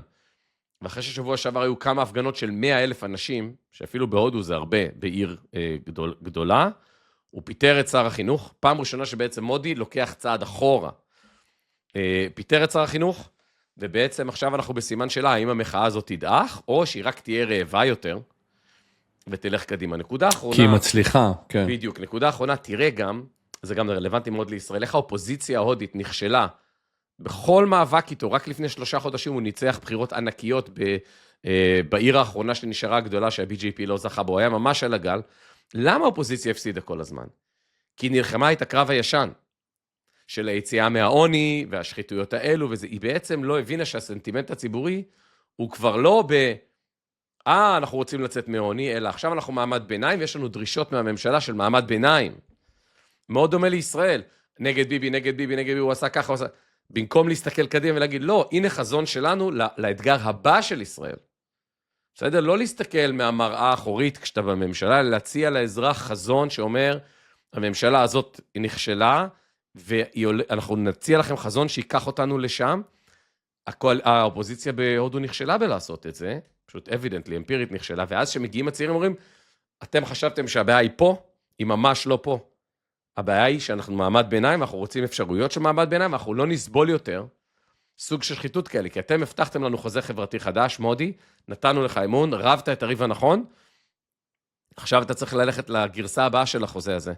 ואם 7% עוברים, ולהיות רופא בהודו זה יציאה מעוני, וזה מעמד ביניים, וזה גם עתיד לילדים שלך, זה לא רק איזו עבודה קטנה שתוציא אותך מהעוני של 2012, אז יתכבד ותוודא שה7% האלה נקיים, ואל תקרא לנו מקרקים, כי אנחנו נצא לרחובות. אבל אני רוצה, יונתן, אולי לייצג את מודי לרגע בשביל הדיון. כי קודם כל אני רוצה שנבין, שיעור הילודה בהודו, אגב, ב-2024 הוא רק 1.96, פחות משיעור ההחלפה, דברים קורים ומשתנים בהודו, אבל בשנות ה-90 ושנות ה-2000 שיעורי הילודה היו 3.5, ולכן יש כיום כל כך הרבה נשים בגיל הפריון בהודו, שיקח עוד הרבה שנים לגרף האוכלוסייה הזה להירגע. ויונתן, מה שרציתי אולי להתייחס אליו, זה נורא פשוט. הודו לפני 20 שנה אמרה לא נכון. בניגוד לסין שהפכה, אמרה, all in, מעצמת ייצור ותעשייה, אנחנו נבנה מפעלים, just in time, דיברנו על זה בשבוע שעבר. הודו הלכה על הפיכה בעצם למעצמת שירות.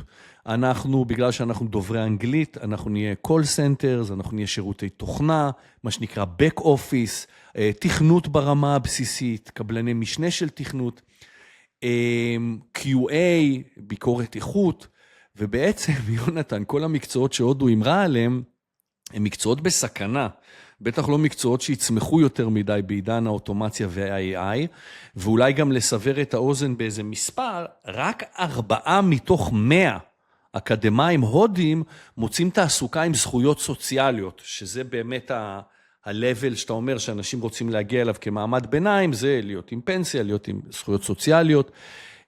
והשאלה שלי, יונתן, זה לא בדיוק פניית פרסה, לעבור מהימור כזה על כל סרטרים ושירותי תוכנה. אתה מכיר את הודו, מה נדרש כדי שהמדינה הזאת תתחיל לבנות מפעלים, תעשיות ושרשראות הספקה? הם די עושים את זה, לא המון שם עם אפל אחרי הקוביד. אפל מתחילה לייצר טלפונים בסין. כן, בדיוק. בהודו זה אמיתי או שזה... לא, אמיתי. זה יכול להגיע לסקייל? כן, בוא נתחבר גם לדיונים שהיו לנו פה על ייצור נשק בהודו, שהוא מאוד מאוד מתקדם. כן. זוכר שדיברת על העסקה שהם מוכרים את אברמוס וזה. אני חושב שני דברים, אני חושב אחד, קודם כל הודו בשנים האלה צומחת ב7%, כן? שנה אחרי שנה אחרי שנה, זאת אומרת, הסט הבחירות הכלכליות שלה הוא משמעותית נכון.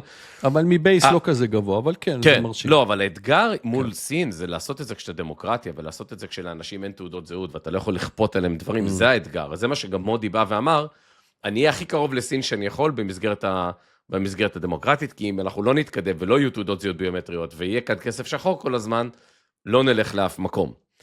אז הם עשו את הבחירות שמאוד צריכים לעשות, אני חושב שיש עכשיו עוד איזה ממד מעניין, תחשוב על כמות ההודים שמנהלים חברות פורצ'ן 500. גם סונדר פיצ'אי, גם סטיה נדלה, כן? נכון. יש הודים שאו יחזרו, או שתחשוב על איזשהו בריחת מוחות, לא בגלל בריחה, אלא בגלל הזדמנות כלכלית. עכשיו הודו למשל נמצאת בעיצומה, תבין כמה עוד יש לה לאן לגדול, גילי, של רפורמת טאבו, של פרצלציית קרקעות. עכשיו אנחנו יודעים, אפרופו דיברת איתי על זה, כן, איזה בלגן. המקרה שלי זה עד הנהר, מאחורי העץ שפעם הורידו, אז תזיז את הצריף שלך. אז עכשיו תחשוב שהדבר הזה הולך לקבל גודל ותשלום מיסים, אנחנו יודעים מה קרה במהפכות הגדולות של האנושות, כשעברו לרישום קרקע מהסוג הזה, כן? שהמהפכה הפאודלית קרתה, פתאום כל הדוכסים מצאו את עצמם, שכל האדמות שהיו שלהם כבר לא שלהם. אז הודו עוברת את המהלך הזה. עכשיו, אני חושב שהשאלה הגדולה, ואני מאמין, מעריץ, וחושב שמודי הוא המנהיג אולי הכי חשוב של המאה ה-21 עד עכשיו, בהיבט של לשפר את חיי האוכלוסייה שלו ולעשות בחירות קשות, ולכן גם הקדשתי לו פרק שלם בספר. הוא יצטרך להמציא את עצמו מחדש, גילי. ואני חושב שאולי גם השיחה הזאת שהוא עשה עם הציבור, שהוא בא, הוא אמר, שמעתי אתכם, אני פועל, מכאן יש לו שני כיוונים, או שהוא, מה שנקרא, מביא את האנרגיה של מודי, ונשאר תקיף, ומביא את הפתרונות האלה למעמד הביניים, או שזאת תהיה התפנית, שהאופוזיציה שלו תטפס עליו, ולא תניח לו, כי היא הבינה איפה הנקודת הרכב אכילס החדש, כן? שזה אירוע מעמד הביניים. וזה לפתחו, אני מאוד מקווה שהוא ינצח, אני מאמין בגישה שלו, אני חושב שהוא עושה שם ניסים, בעיקר בגלל שזה לא סין, בעיקר בגלל שאתה לא יכול זה, ובקצה, אתה יודע, מה שמפחיד אותי, וזה נראה איך זה מתגלגל, זה פקיסטן וסין. כי הן מבינות כבר אחרי 12 שנה של מודי, שאם הודו ממשיכה עוד 10-15 שנה ככה, היא תהיה כוח מאוד מאוד גדול. והם יכולים לפגוע בה עכשיו, גם דרך השפעה מחול, גם דרך סושיאל מדיה, כאילו, לייצר, להעצים את המקקים, אז הודו תיכנס לתקופה מאוד לא פשוטה, והסינים והפקיסטנים לא פרארים בדברים האלו, אז נאחל בהצלחה ל-Friend of the Pod, מגה Friend of the Pod. מגה Friend of the Pod. יונתן, אתה יודע מי המציא את הטאבו? מי המציא את הטאבו? העות'מאנים, לא? הטורקים. אני לא, טכנית, מי הפך את הטאבו לביזנס שהוא כיום? זה בן פרנקלין, רב המעללים. לא. כן, ומעשה שהיה, כך היה. ארצות הברית של אמריקה, מדינה צעירה, בפשיטת רגל מוחלטת, חייבת כסף לכל העולם על מלחמת העצמאות שהיא עכשיו עברה. יושב בן פרנקלין, מעשן פייפ, ואומר, מה עושים? והוא שלח צוות למפות את כל אמריקה, כל ארצות הברית, ולהפוך אותה למטריצות. והם לקחו, תראה איזה חכמים האמריקאים האלה, איזה פנומנים. הם לקחו, בכל יחידה איפה שהיה עיר, הם לקחו מטריצות וחילקו אותם ל-16 מיילים רבועים. כל מייל רבוע היה יחידה של הממשלה. ומה הם עשו, יונתן? 2 רובריקות מכל 16 היו לשימוש ממשלה, סטייט, עירייה, מוניציפלי. 3 מיילים רבועים היו רזרבה של המדינה, ואת השאר 11 הם מכרו. ואתה יודע למה רק האמריקאים יכלו לעשות את זה? כי ארצות הברית של אמריקה בעצם קמה בראש ובראשונה על הגנת הרכוש. עד היום בארצות הברית הרכוש הוא קדוש. ובן פרנקלין חשב על זה, בוא נמכור parcels of land, נמכור דונמים, אבל הוא גם היה מספיק חכם שנשאיר לעצמנו 3 דונם, וזה היה אחר כך חלק ענק מהכנסות המדינה. אז אני לא יודע אם הוא המציא פרסי את הטאבו, אבל כרגיל, האמריקאים כמו האמריקאים, הפכו את זה לעסק שקל לסחור בו, והוא ממופה, והוא מסומן, ועשו את זה קצת אחרי מלחמת העצמאות שלהם, אבל אתה יודע, אמריקה built for business, כן. לגמרי. ממש, ובן פרנקלין, תשמע, זה בן אדם שהייתי רוצה לפגוש, אה? חיי, ממש. לא, מה עשית בקיץ? לא, הייתי בצרפת שם, הם עושים איזה מהפכה, הם רצו קצת עזרה, עזרתי להם לכתוב את החוקה וחזרתי. וואו, איזה איש. טוב. יונתן, אז אנחנו סיכמנו את הנושא של הודו, אני מסכים איתך שאני לא יכול אפילו לדמיין איזה, אין מילה אחרת, מנהיגות צריך בשביל לקחת 1.4 מיליארד אנשים אנונימיים ולהפוך אותם למדינה של המאה ה-21, כי בלי תעודת זהות ובלי מיסים ובלי accountability זה לא ילך. יונתן, אני רוצה לדבר על סיפור כמעט קלאסי של חדשנות בעת המודרנית. ואני מדבר על נטפליקס. ב-1999 נטפליקס משיקה שירות משלוחי DVD בדואר. פשוט מאוד, היית רושם באינטרנט את רשימת הסרטים שאתה רוצה, אני אז גרתי בארצות הברית, זה היה וואו, אתה רושם מה אתה רוצה, הם שולחים לך את 3 ה-DVDs הראשונים בדואר, סיימת לצפות, החזרת למעטפה, שמת בתיבת דואר, ברגע שנטפליקס קיבלה את ה-DVD שלך, היא שולחת לך את הרביעי ברשימה, וכן הלאה וכן הלאה, מנהלת לך איזשהו קיו, איזשהו תור. ומה שנטפליקס בעצם עשתה, וגילי לא הקשיב, היא בנתה בסיס לקוחות, מצד אחד, ומצד שני יצרה קשרים עם הוליווד. בשנת 2000, נטפליקס מציעה לבלוקבאסטר לרכוש אותה $50 מיליון. בלוקבאסטר מסרבת. ו3 שנים אחר כך נטפליקס מחסלת אותה. אגב, גם בלוקבאסטר זה סיפור מאוד מעניין, כי בלוקבאסטר כל הסירוב שלה קרה בגלל שהיא במודל זכיינות, ובעצם הזכיינים מפחדים מסטרימינג אחד מרכזי, ומטרפדים את זה, וזה באמת סיפור יפה, איך בלוקבאסטר פשוט גובעת לה לאיתה, ואין ברירה, זה מסוג אל תשכח שבלוקבאסטר במהות, היא לא הייתה חברת מדיה, הייתה חברת נדל"ן. ה-KPI, המדדים, נכון. היו הכנסה למטר רבוע. מרובת בעלים. כן, הכנסה למטר רבוע, והמדדים היו איפה יש לנו את הסניף, הזכיין, איפה הוא ממוקם באזור הכי טוב של הריטייל בעיר, כאילו, כשנטפליקס קיבלה את ההצעה לקנות את, כשבלוקבאסטר קיבלה את ההצעה לקנות את נטפליקס, שהם היו שתיהן חברות ציבוריות, הייתה הצעה, והמנכ"ל סירב, כי הוא אמר, מה הבעיה לעשות דיווידים ששולחים, אנחנו נעשה את זה יותר טוב מהם. כאילו, היה להם הצעה לקנות אותם, אני חושב, אם אני זוכר נכון, בפחות מ$1 מיליארד.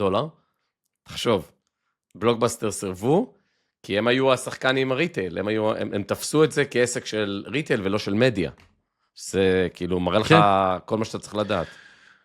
כן.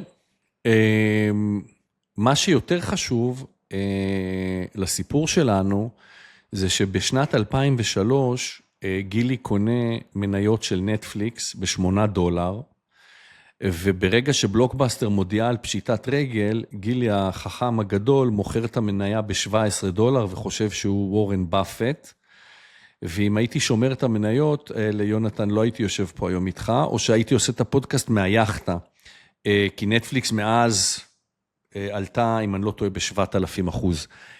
אבל ההמשך ידוע, נטפליקס עוברת מ-DVD לסטרימינג, היא בונה יתרון טכנולוגי, היא בונה ספריית תוכן שהופכת אותה לבחירה הטבעית של כל מי ששונא לישון, אבל למשקיעים בבורסה, נטפליקס צומחת, וכמו שאמרתי, היא מגיעה באמת למשהו כמו 7,000% צמיחה ב-22-23 שנה, אבל המשקיעים בבורסה לא ממש אכפת מה עשית עד אתמול, הם רוצים לדעת מה תעשה מחר, וכל תשובה חוץ מאשר אני אמשיך לצמוח בקצב הזה, לא תספק אותם. ונטפליקס יונתן הגיעו לסוג של תקרת זכוכית. תשמעו, כל מי שיכול לשלם עבור מנוי אצלה, כנראה כבר שמע עליה, כנראה כבר התנסה בשירות, ומספר הלקוחות שמעוניין בתכנים של נטפליקס הגיע לסוג של מיצוי. והמשקיעים זרמו עם החברה עד דצמבר 2025. אז להזכירכם, נטפליקס מודיעה שתרכוש את וורנר בראדרס ואת HBO. ופה קרה הדבר המעניין, יונתן. במקום לשמוח, המשקיעים רצו לדלתות היציאה, והמניה ירדה ב-44%. למה? המשקיעים לא ראו שנטפליקס מנסה לעשות עסקה, הם ראו הודעה שאולי בפעם הראשונה בהיסטוריה של החברה, כבר לא מספיק להפיק את הלהיט הבא, וכבר אי אפשר לצמוח בזכות המנוע הפנימי של נטפליקס, ואולי כדי להצדיק את השווי שלה, נטפליקס מנסה לקנות צמיחה.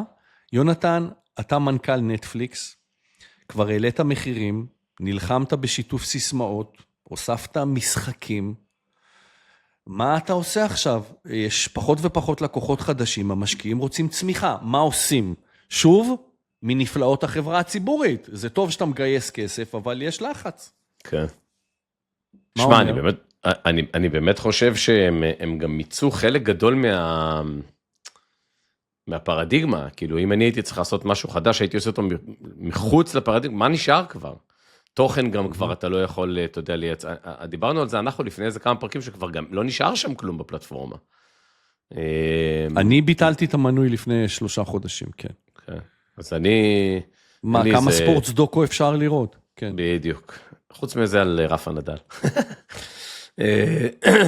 אבל באמת, זו שאלה מאוד מאוד קשה, אני חושב שבכלל, כמו אתה מכיר אותי, בקצה אני חושב שעולם המדיה, כאילו כל המהלך הבא חייב להיות סטרימינג פר גיים של ספורט בכל העולם, שתוכל לראות מה שאתה רוצה, ועד שזה לא יקרה, ואגב ההחלטה השערורייתית הזאת של אינפנטינו בפיפה השבוע.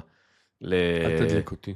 כן, בדיוק. אז אני חושב שאם אתה שואל אותי, לשם הייתי רק לסבר את אוזנם של המאזינים, יונתן מתכוון לשערוריה, שפיפה בוחנת ברצינות, הנפקת 20% ממניות פיפה, שהיא מוסד כעיקרון ללא מטרת רווח שמנהל את הכדורגל העולמי, למכור אותו לפרייבט אקוויטי. ווופא דרך אגב, של הגביע עולם. כן. את הפרנצ'ייז של הגביע עולם, ווופא דרך אגב יצא בהודעה אחר כך, לא יודע אם ראית, שאומרת, it's not yours to sell. כן, כן. כאילו, אין לכם זכות למכור שום דבר שקשור לגביע עולמי. סליחה, יונתן, תמשיך. לא, אז אני אומר, האפיק היחידי שאני חושב שנשאר שם לצמיחה, זה איכשהו לפרק את הבנדלים הגדולים של הספורט, ולתת לכולנו לראות ספורט מתי שאנחנו רוצים פר משחק, בעלות נמוכה, ואתה יודע, זה המקום שהייתי הולך אליו, אבל עוד פעם, אני לא מומחה גדול באירוע. תשמע, שם זאת בעיה, אגב, כי הליגות עצמם לא מסכימות בשום פנים ואופן למכור רק לשחקן אחד. בא לידי ביטוי במיוחד בפורמולה 1, פורמולה 1 מכרו את הזכויות לאפל TV פלאס, ולא בטוח שזה הצעד כזה חכם לפופולריות של הספורט. אז אתה רואה ב-NFL, הם ממש מנהלים את הקונצרט הזה ואומרים כל אחד אתה תקבל משחק אחד, אתה תקבל משחק אחר. אבל אתה יודע מה, אז לנטפליקס, יונתן, לא היה את הלוקסוס של להגיד, אנחנו לא יודעים מה נעשה, והם החליטו, הסתכלו ימינה, הסתכלו שמאלה, והחליטו ללכת בכיוון של יוטיוב. ואני אגיד משהו שאני לא בטוח כמה אנשים יודעים אותו, אבל יוטיוב היא ענקית הסטרימינג הבלתי מעורערת. ליוטיוב יש 13.5% מכלל השעות שנצפות בטלוויזיה. חבר'ה, לא בטלפון, לא במחשב, רק בטלוויזיה. ולנטפליקס יש 8.8%. יוטיוב הרבה יותר גדולה מנטפליקס. אז נטפליקס פונה בחודשים האחרונים ליוצרי התוכן הכי גדולים ביוטיוב, ומגייסת אותם לנטפליקס. אגב, לא באופן בלעדי. היוצרים עדיין פעילים ביוטיוב, פשוט מזכירים את התוכנים שלהם גם לנטפליקס. דרך אגב, נטפליקס, הטלפון שלי יהיה בשואו נוטס, אם אתם מחפשים תכנים, תקשרו אליי, לא ליונתן, דברו איתי בצד. תוכל לסרב בשמי, כמו שעשית בזה. אבל הפעם אני לא... נטפליקס, אבל תשמעו, יש פה משהו מעניין שלאו רציתי להיכנס אולי מבחינה עסקית. נטפליקס מבינה שאם אי אפשר להגדיל את כמות המנויים, חייבים להגדיל את זמן הצפייה. זה הפרמטר האחר. כי את המחיר אי אפשר להגדיל, די, הם הגיעו כבר למחירים שהם יתחילו לאבד לקוחות. חייבים להגדיל את זמן הצפייה. וביוטיוב יש תוכן אינסופי, הוא מתאים לכל שעה, כל מצב רוח. ומה שמעניין כאן זה השינוי האסטרטגי שנטפליקס עושה, שים לב, זה מעניין. כי ב-2020 ריד הייסטינגס, המייסד האגדי של נטפליקס, אמר, לא יהיו פרסומות בנטפליקס. אבל המציאות הביאה את נטפליקס למסקנה שהם חייבים לעשות פרסומות. ובסוף 2022 נטפליקס מתחילה פיילוט של פרסומות. והיא גילתה משהו מאוד מעניין, יונתן. היא גילתה, ולא צפוי, שהמנויים שקנו את החבילה הזולה עם הפרסומות, הם יותר רווחיים לחברה. זאת אומרת, כן, בארצות הברית אתה יכול לשלם $9 לחודש עם פרסומות, או $20 לחודש בלי פרסומות. מסתבר שכמות הפרסומות שנטפליקס יכולה למכור למשתמש ממוצע, בחודש ממוצע, היא מעל $11. והתנאי שתראה הרבה פרסומות, כן, זה שתצפה הרבה זמן. יפה. אז איך מגדילים את זמן הצפייה? בתוכניות זולות. עכשיו אני רוצה להסביר עוד איזה דבר ששייך לעולם הפרסום, האונליין, שהוא מעניין, כי לנטפליקס פה יש בעיה. לנטפליקס אין מספיק מנויים שקונים את החבילות הזולות עם הפרסומות. לנטפליקס יש 85 מיליון מנויים שרואים פרסומות, אבל לאמזון, חבר'ה, יש 200 מיליון. וליוטיוב יש יותר ממיליארד. יוטיוב אימפריה. ולמה זה בעיה, חבר'ה? כי בעולם הפרסום, המשחק סכום אפס, המשחק הוא ריץ'.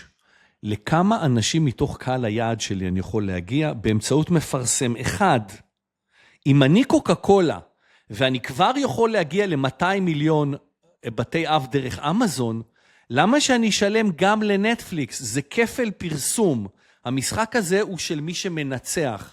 ונטפליקס רואה בעצם, יונתן, את אפיק ההכנסה היחיד שיש לה, שהוא המודל של הפרסום, היא צריכה להגדיל אותו באופן אגרסיבי, היא צריכה להביא תכנים זולים.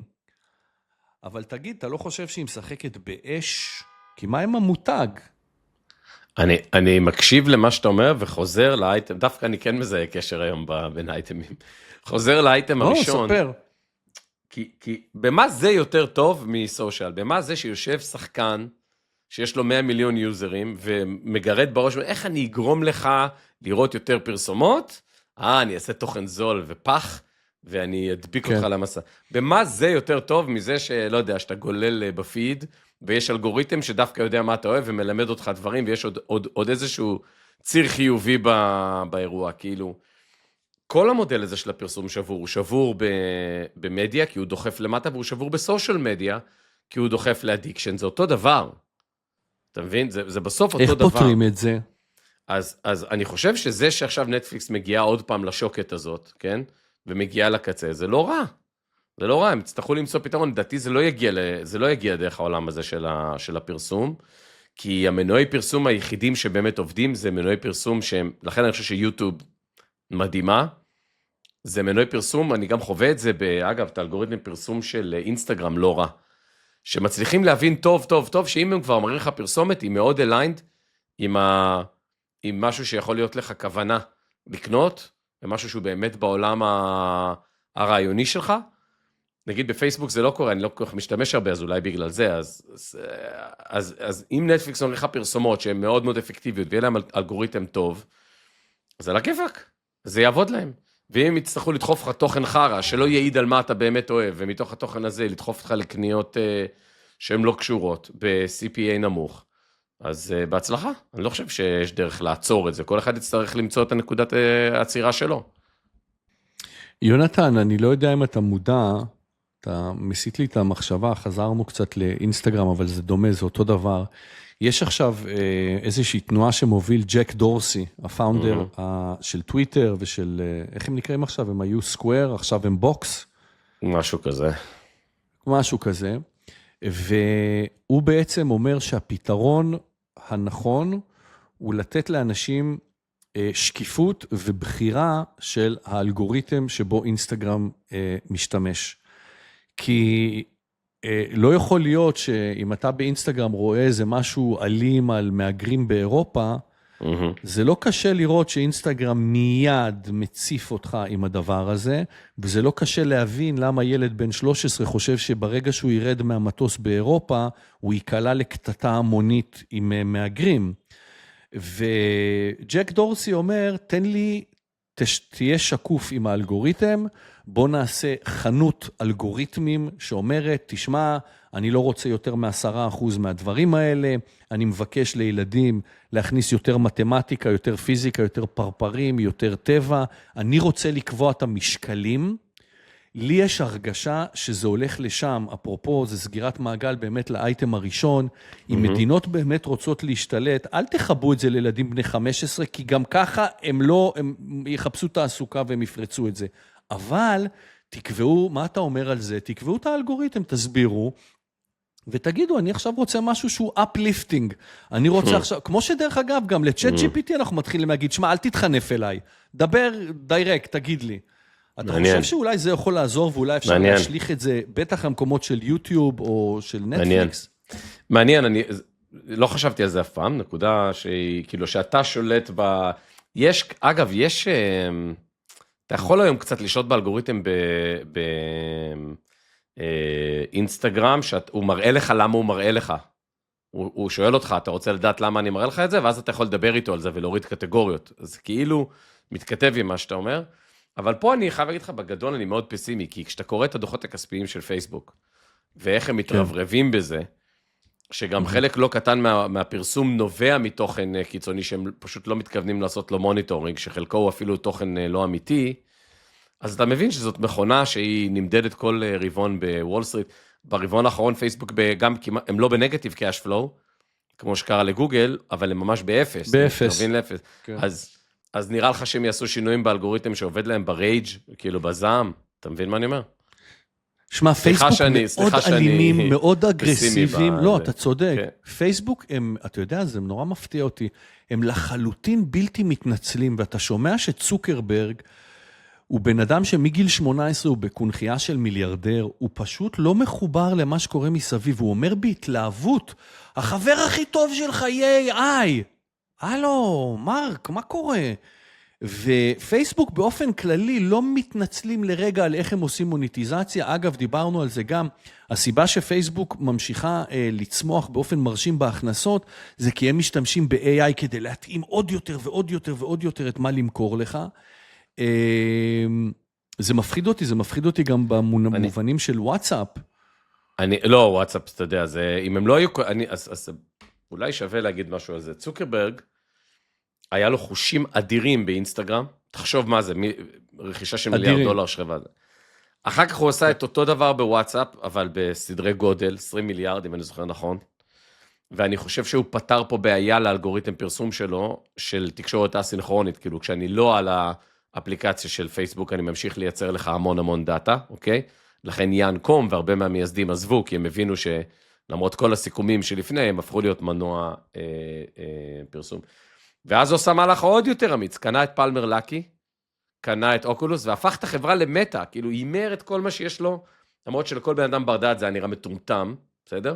כאילו הרמת הבשלות של המטאברס, ואני חושב שהוא נכווה כל כך קשה במטאברס, שעכשיו הוא כאילו, הוא כזה במין שוק ומפחד לעשות דברים. ככה אני קורא את זה. אתה רוצה לשמוע, יונתן, את הקשר הישראלי לרכישה של וואטסאפ? כן. הייתה חברה ישראלית שהיא הוקמה על ידי אח של חבר שלי, גיל רוזן. החברה נקראה, יונתן, אונבו. אונבו, כן, כן. ומדובר בימים שהם בימים, אתם זוכרים שהיינו נוסעים לחול ובטעות משאירים את הרומינג דולק, או נכנסים לאימייל ומורידים איזה attachment שהיה באימייל, היה יורד אוטומטית, ואז היינו חוטפים חשבון של 1,500 שקל, בגלל שאז היה מאוד יקר, החבילות חול, והן היו מוגבלות. אז אונבו בעצם הייתה אפליקציה שהורדת לטלפון, והיא דאגה, למשל, שאתה קורא אימייל, היא לא הייתה מורידה את התמונות, או את הוידאו, אם היא הייתה עוצרת אותך ואומרת לך, רגע, אתה יודע שזה יעלה לך הון תועפות או whatever, אתה צריך ללחוץ לחיצה נוספת אם אתה רוצה לבחור את התמונה, וזה עזר לך לנהל את החשבון סלולר שלך בחול, ברומינג, נהדר. אממה, ההרשאה שנתת לאונבו, מן הסתם, היא לסרוק את הטלפון שלך, לדעת איזה אפליקציות יש עליו, כדי לדעת איזה אפליקציות לעצור, בגלל שהן עתירות כובד שמורידים כשאתה מתחבר לאינטרנט. ופייסבוק, גאונים האלה הבינו רק רגע אחד, מה זה? אפליקציה שאומרת לי מה יש על הטלפון של אנשים, ופייסבוק קנו את אונבו, אם אני לא טועה $70 מיליון, ומה שהם ראו בבדיקות היומיות שלהם, זה שיש איזושהי אפליקציה שקוראים לה וואטסאפ, שגדלה בקצב לא נורמלי. הם פשוט ראו עוד טלפונים ועוד טלפונים ועוד טלפונים, עוד טלפונים עם וואטסאפ, הם הבינו מה קורה פה, ונתנו לו הצעה שהוא לא יכול לסרב לה. 19 או 20 מיליארד דולר. זה מעניין כי... אז הנה הקשר הישראלי, וגם החוכמה של פייסבוק, להגיד, היא עושה משהו אחד, אבל אני רוצה משהו אחר לגמרי, 70 מיליון זה לא הרבה כסף בשבילי. וההבנה בשני המקרים האלה, וגם בפלמר לקי, בשלושת המקרים האלה, נכון. האירוע יכול להתפתח אקספוננציאלית, שאתה רואה דבר כזה, אתה לא יכול, תחכה עוד חצי שנה, זה יעלה לך 60 מיליארד, או שזה יהרוג אותך. ואני חושב שמה שהוא עשה במטה, בהחלפה, וכל כך נכשל, והוא נכווה בזה, ואני חושב שכבר 6 שנים לא ראינו אותו לוקח אימור גדול, וזה לא טוב, אני חושב שזה מסכן את החברה, הדבר הזה. ככה אני קורא את זה לפחות. אני רק אסיים את האייטם בזה שאני אזכיר משהו שאתה אמרת. קשה לנו לפעמים להבין כמה החבר'ה האלה ספונים בתוך העתיד שלנו, אם זה אילון, אם זה צוקרברג בפייסבוק, הם יודעים דברים שאנחנו עוד לא שם. והם חיים את זה. אז הנה דוגמה קלאסית, תחשבו מה זה שמגיע למערכת של פייסבוק, אפליקציה שעוזרת לשמור על ההוצאות רומינג, אבל מישהו בפייסבוק מספיק חכם להגיד, זה בעצם חתיכת סוכן מוסד שאנחנו שמים לאנשים על הטלפון. יונתן, אני רוצה שתספר לי מה עשה לך טוב השבוע, יאללה. ולפני שתספר לי, אני רוצה מאוד להודות לנותנת החסות שלנו, אקוסאפ הנפלאים, והפעם אנחנו רוצים לספר לכם על אקו-בי, זה מארז שמשלב את בי קומפליט הפופולרי עם בי 12 אקטיבי. הרעיון פשוט, לתת לגוף את כל משפחת ויטמיני בי, יחד עם בי 12 וחומצה פולית, בצורות הפעילות שלהם, כדי שהגוף יוכל לנצל אותם בצורה המיטבית. למה בכלל ויטמין בי חשוב? הוא משתתף במאות תהליכים בגוף. החל מהפקת אנרגיה מהמזון, דרך תמיכה במערכת העצבים, תפקוד מנטלי, ואפילו ייצור תאי דם אדומים וחילוף חומרים תקין. אקו-בי מגיע בפורמולה נוזלית, ללא סוכר, ללא חומרים משמרים, הוא מתאים גם לצמחונים ולטבעונים. וכמובן, חבר'ה, חשוב לזכור, תוספי תזונה אינם תחליף לתזונה מאוזנת או לטיפול רפואי. אם אתם סובלים ממצב רפואי, אם אתם נוטלים תרופות, אם אתם בהיריון או אתן מניקות, מומלץ להתייעץ עם רופא או רוקח לפני תחילת השימוש. אני בכלל ממליץ לכם ללכת לרופא פעם בחצי שנה ולספר לו מה איתכם. אז חבר'ה, לפרטים נוספים, ייכנסו לאתר של אקוסאפ, כמובן שמאזיני שולחן 4 זכאים להנחה של 10% על כל קניותיהם ברחבי האתר. הקלידו טייבל 4, T-A-B-L-E, הספרה 4, במשבצת קוד הקופון ביציאה, וההנחה שלכם. יונתן, מה עשה לך טוב? הצוות של המוכרים של סטימצקי בנתב"ג. שמע סיפור. הייתה לי איזו טיסה השבוע, קצרה, אני מגיע לשדה, היה לי שעה ספר, הלכתי לראות מה מעלליו של הספר במדף בסטימצקי, כי זה סניף מעניין, כי אנשים קונים בקיץ, כשבחנויות קונים פחות, קונים כי כולם טסים.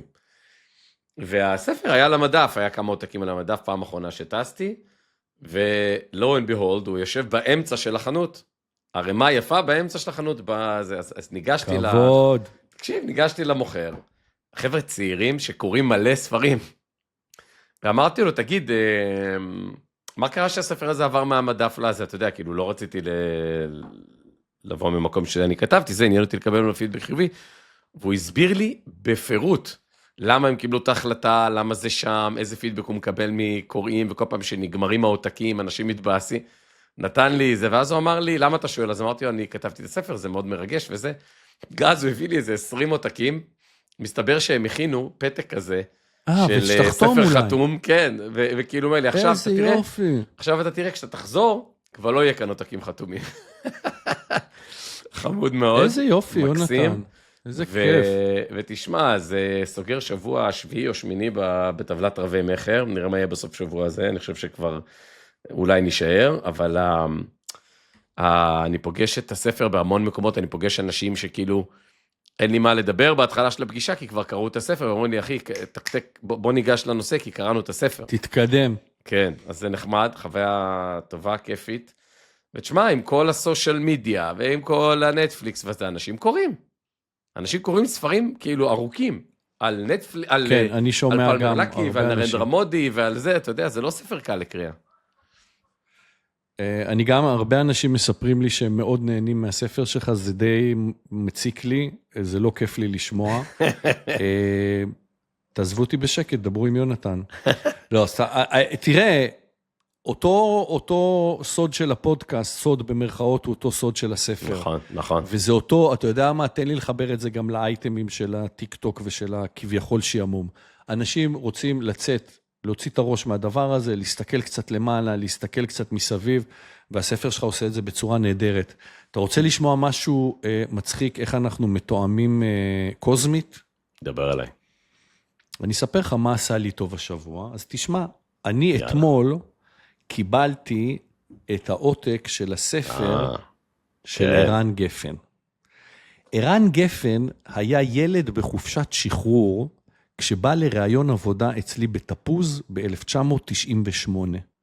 נדלקתי עליו, ומיד... איך אפשר שלא, תגיד? בתור מנהל, איך אפשר שלא? איזה איש. ומיד העסקנו אותו בתור מנהל השיווק של החברה. אתה יודע, גם אני לא הייתי יותר מדי זמן אחרי חופשת שחרור, מי שישמע.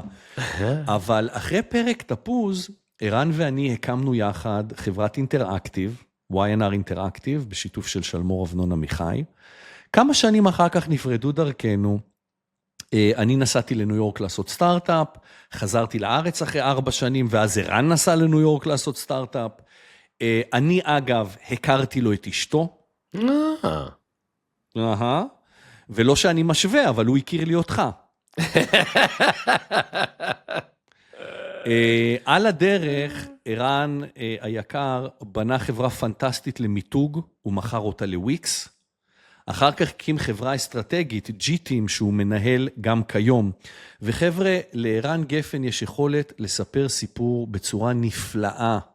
אנחנו נשים לכם בשואו נוטס גם לינק להירשם לניוזלטר שלו, של חצי שעה של השראה, הוא גם מעביר את הפודקאסט חצי שעה של השראה. הניוזלטר הזה נפלא, הוא הניוזלטר היחיד שאני אשכרה פותח וקורא, קצר, נחמד, הכל בעולמות השיווק והאסטרטגיה, והספר האחרון שעוד לא קראתי אותו, רק התחלתי, הוא שוב סיפורי בסגנון ערן גפן, ומעבר לזה שאני ממליץ לכם לקרוא אותו, אני גאה בחבר שלי, שהוא כזה נחמד וכזה יעיל, וזה הספר השלישי שלו כבר, אז ערן, איזה כיף, ואני מוקף באנשים שכותבים ספרים, ואני בקושי משרבט כמה דפים במחברת, וזה לא מתאים לי, אבל אוהב אתכם, וכל הכבוד, וערן בהצלחה, אז אחלה, זה באמת עשה לי טוב לראות את הספר. תשמע, אתה יודע שהיינו ביחד שהאסון התאומים קרה, כל אחד שואלים אותו איפה היית, שהבניינים נפלו.